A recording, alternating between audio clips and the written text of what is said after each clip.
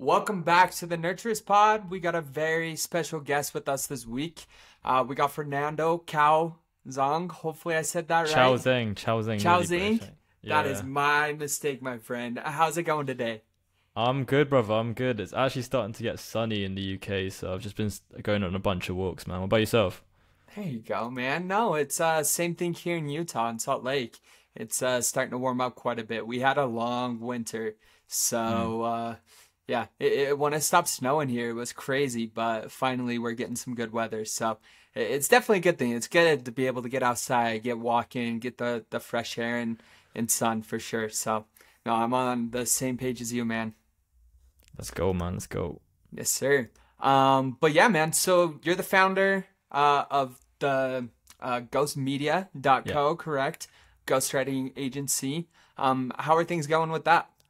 Yeah, man. So, I mean, just to backtrack a little bit. So, I've been on Twitter for a little bit, about nearly a year now, and so, wanted to start as an online business for so long. And I was just thinking, like, if I'm already growing my Twitter brand, I might as well just grow other people's. Like, it's a pretty obvious answer. So, yeah. For sure. So joined. I don't know if you know Dakota Robertson. Joined his coaching program, and then yeah, started my ghostwriting agency, the Ghost Media, with one of the guys I met like really early in my Twitter journey. And so it's kind of like a two-man agency kind of thing.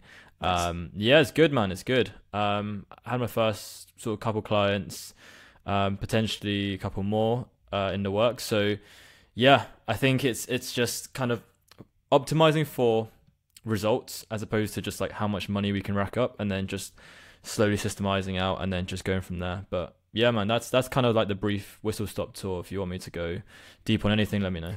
Yeah, no, for sure. I love that intro. I think it's so interesting to kind of hear everyone's story.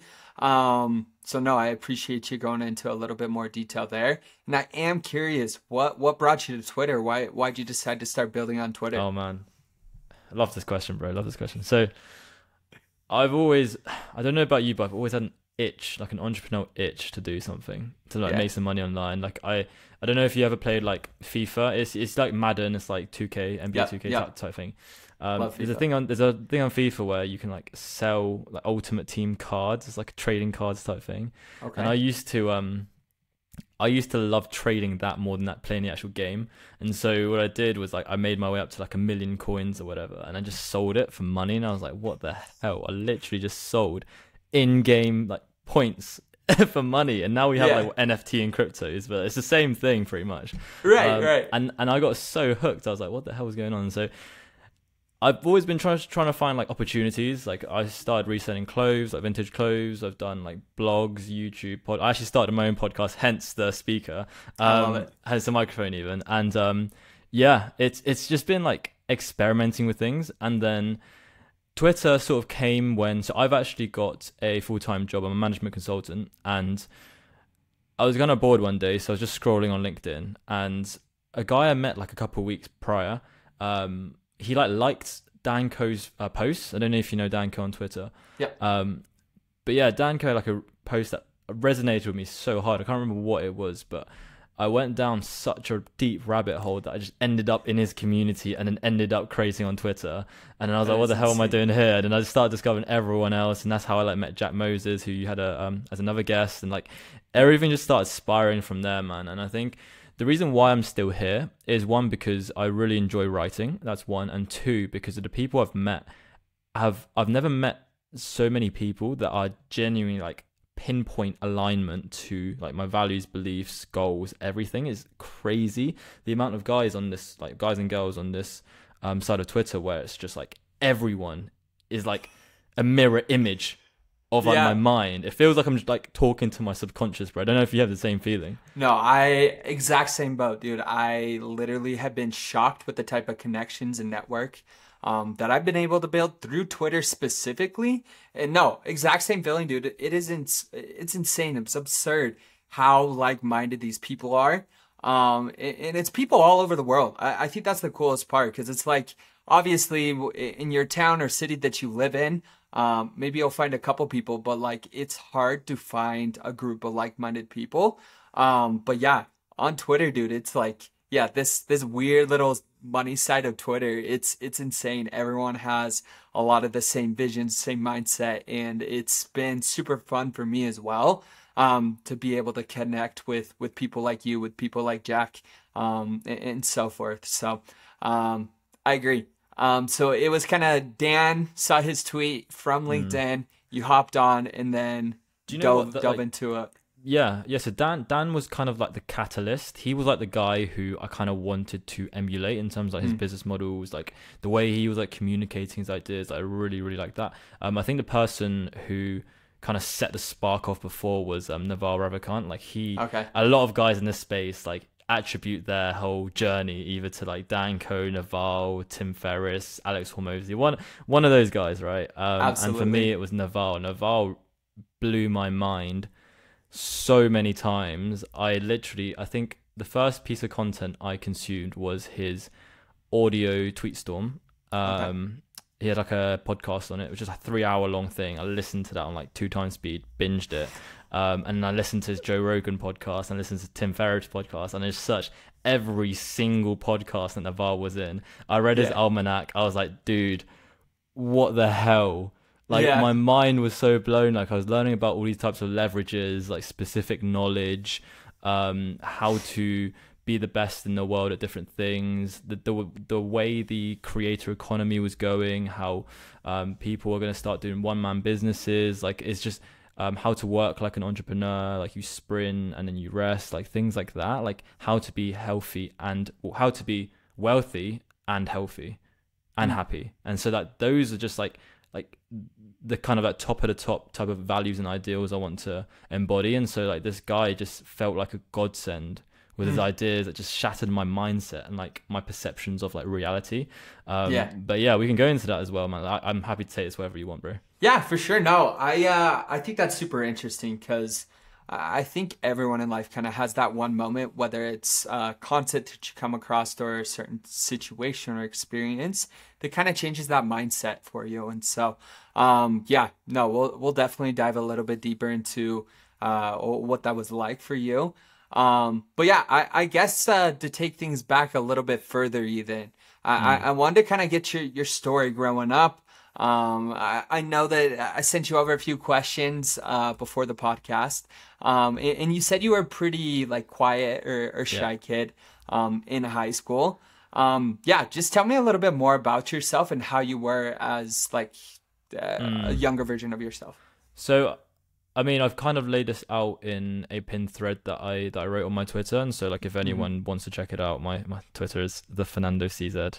There it is. But anyway, that kind of lays out my whole sort of like start of the hero's journey kind of thing. I'm a first generation immigrant. My parents are Chinese. I was born in Peru, hence the Spanish name, and then we moved to the UK. In London for a few years, and then moved down sort of south. And growing up, I'd always struggled with a lot of insecurities, like namely like even just being Asian, bro, because the representation in the West is so bad, man. Also like being broke, I didn't really have good skin, super shy. Like it was very like my confidence, bro, it was like minus 100 at that point. But that was kind of like high school time, and before that I was still quite shy, but it was more like I just was trying to figure stuff out. I wasn't very like loud or expressive. I was just there existing, just like absorbing things. But I think like as I started to get into like more social environments in sort of like that 13 to 16-year-old sort of period, it was just very difficult to, I don't know, fit in. Like I had like very severe social anxiety just because of the insecurities, and I finally like, I think it's been taken quite a long time to really like untangle those, like, because untangle a lot of just like insecurities, knots, things like that. But at the same time, man, like I'm super grateful that they've happened, because I wouldn't be the person I am. And it sounds so cliche, but I wouldn't be the person I am right now, and my mindset and the character and like how I try to treat people, because if I hadn't gone through all of that, I wouldn't know what it's like to sort of be in a different mind state, different lifestyle, things like that. Like I feel like I'm 23 right now, but I feel like I've lived so many different lives, because of the constant sort of progression of like personal development, meeting new people, experiencing new stuff, upgrading my life set, like things like that. But yeah, that's kind of like the broad sense of it. Gotcha. No, and I love that. I think it's super important for us, like you said, to have those different experiences and go through those things, and it really does shape you as a person. Cliche, right? But it is so important. Like, I think everyone has their own unique story for a reason, and it really does shape the type of person that you become, and the type of future that you have. And so, yeah, really being able to embrace whether it was those weaknesses or strengths in the past, or turning those weaknesses into strengths like you have been able to do, is super, super awesome Bro, to see. so I mean, just on that, just following up from that point that you just said. So I had obviously been super shy, didn't know how to talk to anyone, didn't know how to talk to girls, didn't know what I was doing. And so sort of like 16 years old. So in the UK, we have a thing called college, sixth form thing. It's like 2 years, basically, 16 to 18. And that was like a new time for me. So I was like, okay, I'm in a new space, new people. Let me just reinvent myself. Let me just try something different, be someone else. And so I was going to these parties. I was like being kind of weird because I didn't have to socialize. But I threw myself in deep end because I was like, okay, my life's gonna be like experimental. I'm gonna learn social skills from the ground up. I'm gonna learn like how to talk to people, how to like continue conversation, how to be unfiltered, how to like be more charismatic, all this kind of stuff, right? I was learning it from YouTube. I was binging it, bro. I was like self-improvement junkie, man. And so I did that for like a couple of years, and I started getting pretty good at socializing. And I was like, okay, cool. People aren't that scary. It's actually pretty cool. Starting to be able to make some friends, connections, things like that, and then go to university, and it kind of just like snowballs. Social skills get better. Everything else just kind of improves. And I'd say like what you said, like your weaknesses turn into strengths. I'd say my social skills probably like one of the strongest points in terms of, if you look at like character stats, I'd say it's probably like the strongest points in my character stats, just because I've worked on it for literally so long.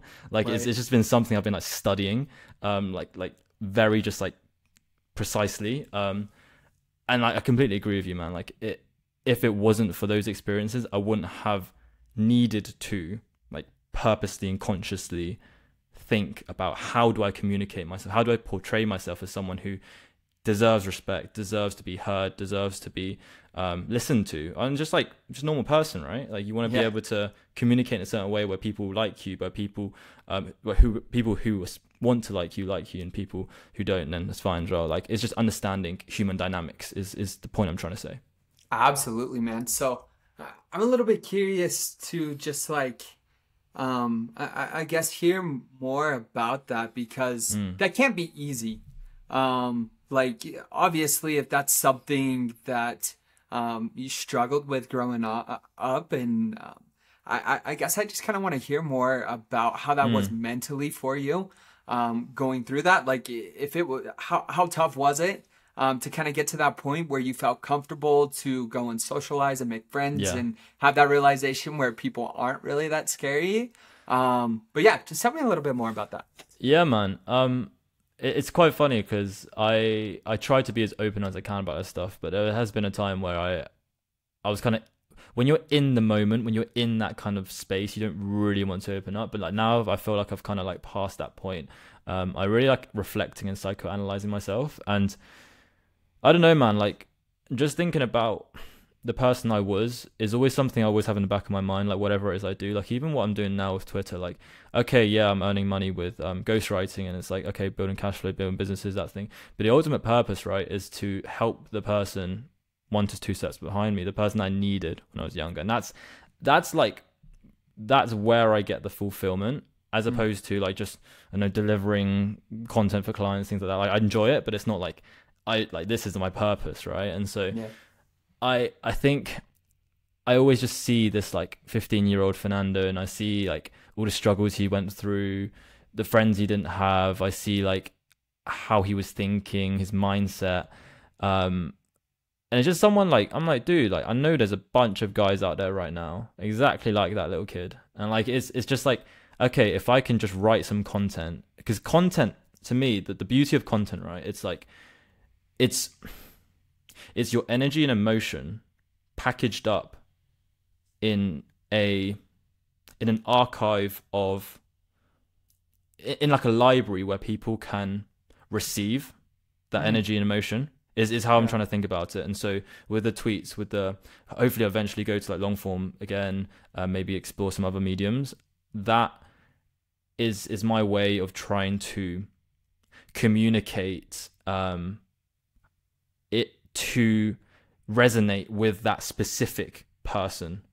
And I guess that is why I talk so deeply about this child version of myself, because it feels like I'm like that kind of older brother now. And it's like, I see so many mistakes he could have avoided. I see so much like things he could have just not have gone down. Like, because dude, the thing with insecurity, all the insecurities led me to try to fit in all the time. And like, this was a like very like intense level of trying to fit in. So it was just getting into circles, doing the wrong things, like all the party scene, drugs, alcohol, that kind of thing. And it just like wasn't aligned. I'm looking back now, and it wasn't really aligned to like the type of person I want to become. And so I guess the last 2-3 years has kind of been trying to make everything I do align to the person I want to become. And so I'm kind of in this transition phase where I do want to help that previous version out, but I also want to make everything that I do intentional. Yeah, hope that makes sense. I love that. No, I honestly, that's one of the big reasons that I started this podcast, was for that very reason. Not exactly that I went through those same things that you did. Obviously, I had my own journey. But a part of that journey was trying to find my career. I was trying to find like what I wanted to do, what I was passionate about. And that's exactly what I want to do, is to be able to help people who are coming out of high school do exactly that, and be able to speed up that process so that they can have a happy life. They can be wealthy, healthy, do all the things that they love. And so, no, dude, I loved it. And I feel like, yeah, definitely those two purposes, they definitely align super well. So, makes me happy to see. I love awesome, when seeing other people having more or less that same vision and mission to help others. I just love to see, and I think it's awesome. So thanks for sharing, man. But yeah, getting back to kind of those questions.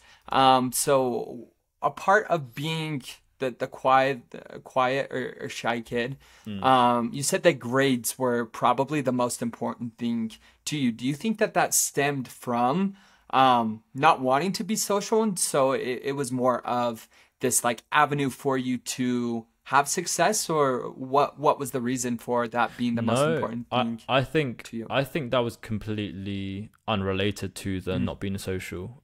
Grades has always been big, because another part of the insecurity was that completely broke when I was younger. Like, parents came from first generation, like they were working hard, man, and like I could see how hard they were working every day, and like they weren't getting paid.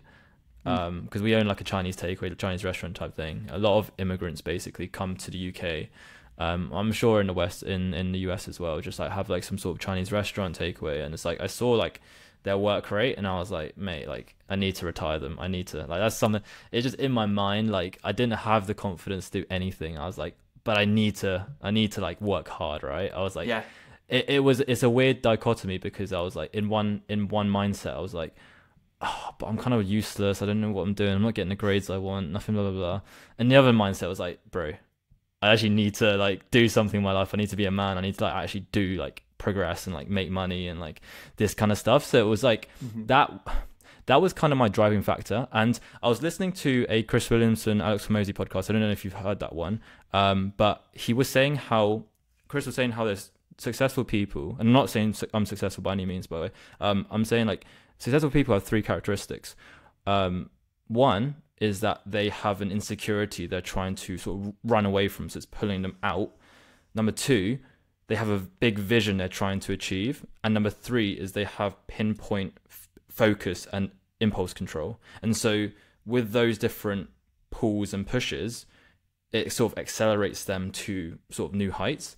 I found that super, super interesting, because it does seem to correlate. Like the people that I know who are successful and the people who are sort of on this come up, I can just see the trajectory, and it's very, very exciting and also very interesting. But going back to your point, which was, I completely forgot your point.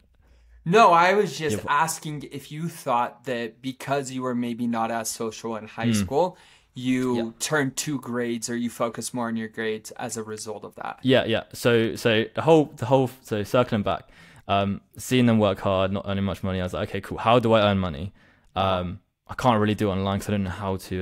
I didn't understand this agency space. So I was like, okay, cool. Let me just get the best grades I can, get to a good university, get a good job, earn a ton of money, and then retire them. That was my plan, right? 10 years, 30, 40, and then I'll be good. But I was super average at school. I didn't really get the grades I wanted. And I made it to sort of college, which was like 16 to 18. And I was applying for university right at this point. And my grades were so bad. They were like, I don't know, like B, C, D, D or something like that. I was scraping D's. And then like, that same year, I broke down because I was literally like, mate, how the hell am I going to get into university? How the hell am I going to get a job? How am I going to blah, blah. And it sort of just piled up. And I just sat there. I was like reflecting. I was like, mate, this is long, man. And then that whole year, the rest of the year, the second year, I basically spent trying to improve my grades, get the best I can. Like I just went hard on it. I was like, I don't care about anything else. Went hard on it. Ended up getting like A star, AA or something like that. Like completely flipped the switch. But that took a lot of work and a lot of realization, a lot of understanding, and a lot of like development of my own mindset as well as the way I was learning, to be able to get into university and then do well at the university and then land a job. And then that's the kind of thing. Like grades were only important back then, right? Because that was the game I was trying to play.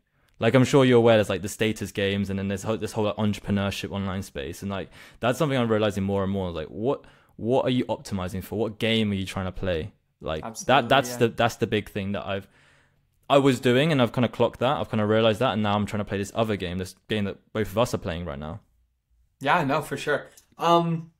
Just I guess going back on that, I'm curious, because your parents, they were immigrants, they had their restaurant, but obviously they didn't do the best, right? And so do you think that did you ever have pressure from your parents to go to college and have all this success?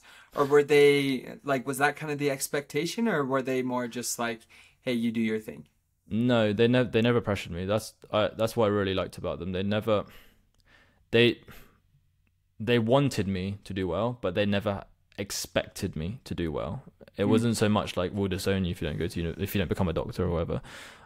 But I also felt on my end, I was like, I need to do the best that I can. So it wasn't so much their pressure on me, it was my pressure on myself to deliver, right? Gotcha. It was my pressure to take the responsibility of my own life and try to like play this game, whichever one I'm playing, to the best of my ability. Because I met a guy at an internship I did at university, and like it's such a simple thing that he said, which is just like, whatever you do, man, just like have a high level of excellence, have a high standard for yourself, whatever it is you do.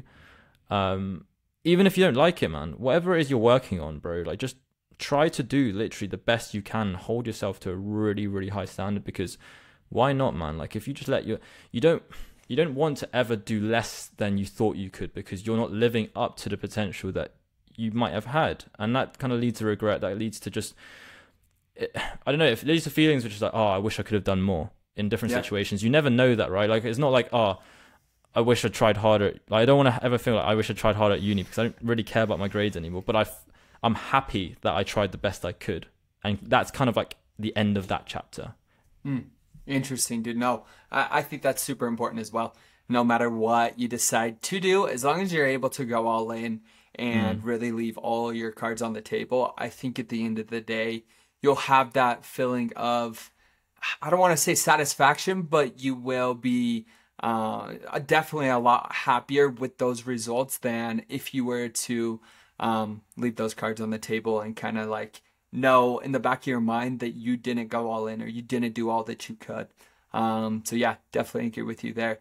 So so coming out of obviously coming out of I guess it's called college. College, yeah. I've done a couple different podcasts with people out in the UK, and I always just get confused. I need to do a little bit more research on how the school system works out there. But anyway, so coming out of college, going to uni, you wanted to go into business or finance. You wanted to be successful, and it was more of your own self that was pushing you to do so, right? Was that like that's kind of what you thought you were gonna do, right? And so did you? It looks like you were possibly the other people in your life thought you were gonna be like a footballer, go into finance or acting. Did you ever feel any pressure from anyone else, or was it mostly just yourself who wanted to kind of create that type of life and have that success? Yeah, so I think the business thing came from I think just the desire for like my own thing. Like I've always wanted to create stuff. I always wanted to build and design stuff. But I so I did like art in like GCSE, which was like, I don't know, in high school, let's say. And I really enjoyed that, but I could see a path where I didn't make much money off it. And so like for me, it was like, okay, I don't really want to optimize for like passion or whatever. I want to optimize for like money, because that's where I can like do most damage. And so I was like, okay, cool. Where do you make money? You make money in finance, right? And so I was like, okay, cool. I'm good at maths. Let me just do something in finance. I actually did a couple of finance internships, and I did an internship at this like financial startup type thing. And yeah, it wasn't great. Yeah. I remember my housemate at uni, he was like, bro, like you've done all these internships and these work experience, but you haven't even enjoyed any of them. Like, why are you doing this, man? And I was like, it hit me so hard, bro. I was like, bro, what? You're actually right, man. I'm so confused. And then yeah, so I was exploring a lot, man. Like I said, I've always felt that I needed to fit in. So like everything I did, whether it was like going out partying, whether it was like, I don't know, just playing football, whatever it was, I was like, okay, cool, I need to fit in. Because I don't want to be like, I don't want to stand out from the crowd. I don't want to like be weird. I don't want to like all this kind of stuff. Obviously now, like we both realize that it's better to sort of lean into that. But at the time when you're sort of like trying to optimize for, or for me at least, optimize for like social life or whatever it was. Oh yeah. That was kind of like my thing. But right now it's quite good because like I'm obviously working full time. I'm kind of like out of that uni environment, school environment, that sort of like social hierarchy type environment. And so for me right now, it's mainly just been like a lot of inner work, like trying to untangle the past, trying to like align all my actions to my future and make sure that everything I'm doing is something that I want to do and I don't want to regret. Like the biggest thing for me is the fear of not being the person I could have been if I did all the right things, right? I don't want to be like 30 and be like, oh crap, I could have probably started that business when I was like 23. I could probably like blah, blah, blah, whatever it is, right? Traveled the world, all this kind of stuff. So I'm right now really optimizing for freedom. Like I've stopped playing this whole like status game, if you will, like trying to climb up this corporate career, things like that. Because I'm sure you've had the same thing as well. It's like you see these opportunities online and it just feels like, why is not every single person doing this? Everyone should be doing this because it just makes sense, right? And so it just feels like I've just opened this door to like Narnia and I literally can't look back. And so that's my whole thing. Like I really want to like see how far I can take this, and with the people I've met as well, like I'm so excited, man. Like just to give you some like idea, like I just got back from a trip in Barcelona probably like last month.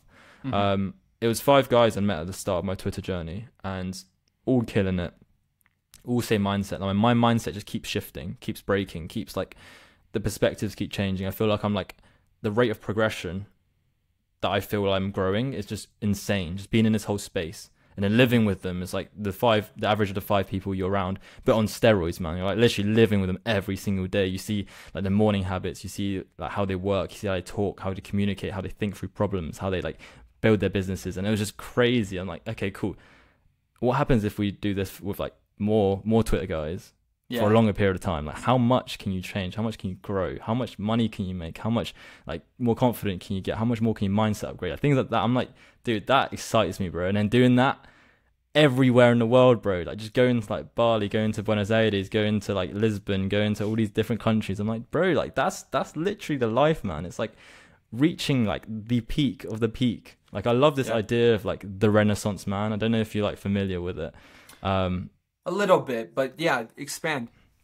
So just, I mean, it's not really like a hardcore term, like a defined term or anything. It's basically just like a man who's like competent or has skills in everything. So think of like a James Bond type character, right? Like smart, he's got social skills, he's got money, body, he's been able to take care of his family, he's got a purpose, he's got values, he's got like basically all of his character stats like maxed out. And I'm like, why can't every single guy try to strive to be like the best version of themselves by looking at the different areas of life, as opposed to maxing out like how much money you can make, but like at the sacrifice of what, your health, or like maximizing, I don't know, the grades you get, or like how far you climb up a corporate career, or like how many women you can get, or like all this kind of stuff, right? You want to just be able to do everything, like be competent in everything, and just be like, cool, I got this. You want to be that guy. You know what I mean? That guy. No. Yeah. No, I totally get that. I think that's way more important than, just trying to go and max out one aspect of your life. Yeah. If you're able to have it spread across these 5 different categories or whatever it is that's important to you.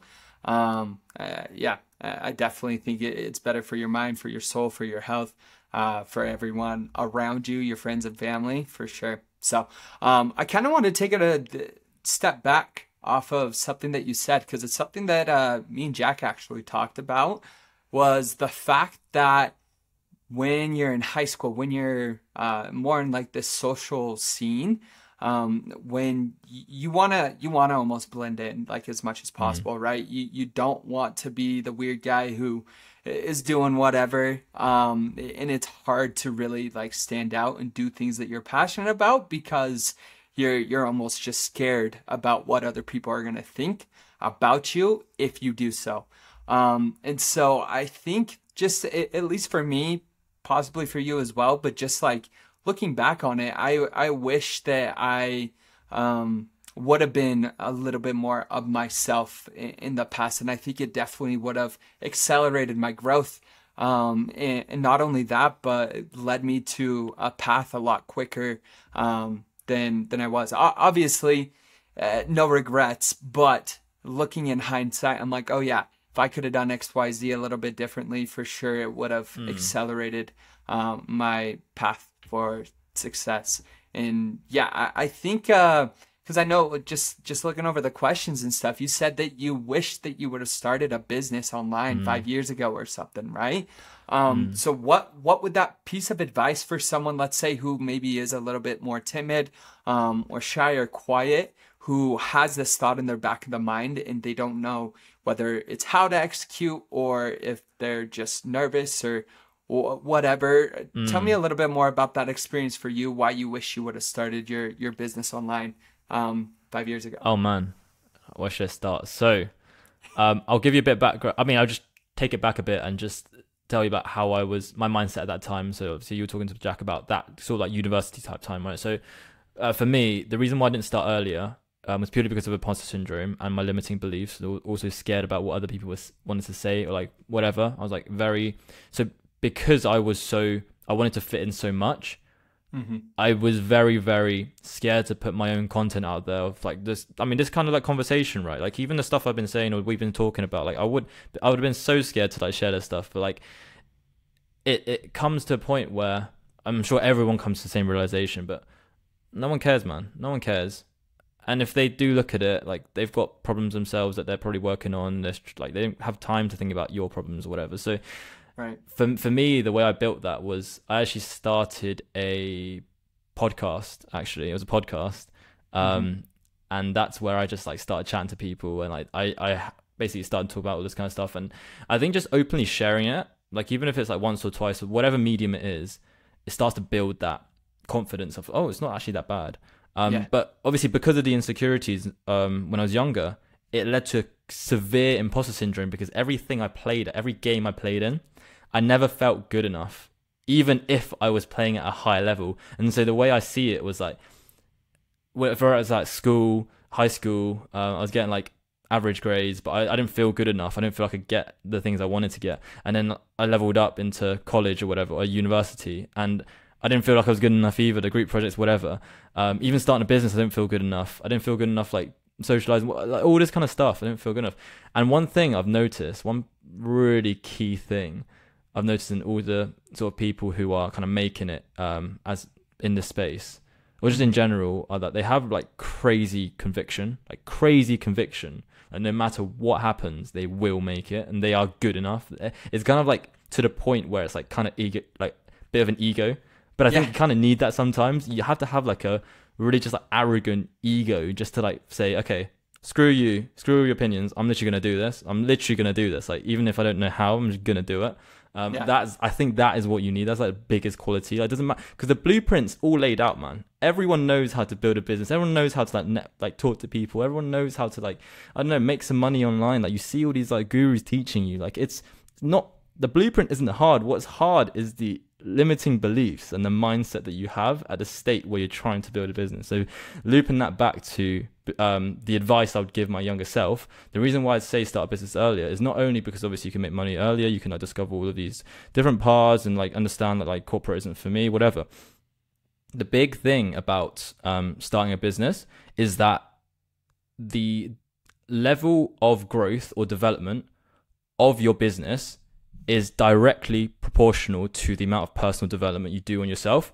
And so a lot of this is basically, how should I describe? It's more so like the more you work on your business, the more of your weaknesses are exposed, and the more of the weaknesses that are exposed, the more you develop. And so naturally you mature faster. Naturally you get better at every single competency that you're trying to build, every single skill, every professional communication, every like human interaction, every task, productivity, everything just improves so much faster. Like, I'm even noticing that now, like starting this agency, like I'm constantly trying to solve problems, constantly growing, constantly thinking, constantly meeting new people. And it's like, start earlier, man. That's what I'm trying to say, man. No. I love it. I think you learn a lot through trial and error and just giving it a go, even though, maybe you have the blueprint that's there, but you're not exactly sure how or what you want to do to follow it, because there's so many different ways that you can go and make money online and monetize your passions or your beliefs. And so, I agree. I wish I would have started earlier. I wish that I wasn't so hesitant to start, just because of the type of growth that you do have when starting your own thing is significant, way more significant than if you were to stay there stagnant, for sure. So couldn't agree more, man. I love it. And I mean, that's kind of the questions that I had for you today, man. I appreciate you hopping on. I know you already dropped your Twitter at, but where can people find you at? Your Instagram or LinkedIn or whatever? Currently, Twitter the best medium. So I'm currently just on Twitter at the moment, the Fernando CZ. Looking to expand LinkedIn, YouTube, maybe do podcasts as well. Like, there's other mediums I want to explore. But for now, the Fernando CZ, and you get all the good stuff there. Perfect. Yeah, appreciate that, Zach. It's been interesting, man. It's been good to. I always love just jumping on these calls because it's like kind of an excuse to chat to more people. And it's just absolutely. Like, it's cool, man. It's cool. No, I appreciate the invite, brother. Yeah, of course, man. Have a good one. We'll keep in touch. Sweet. Peace, guys. Take it easy. See ya. Bye.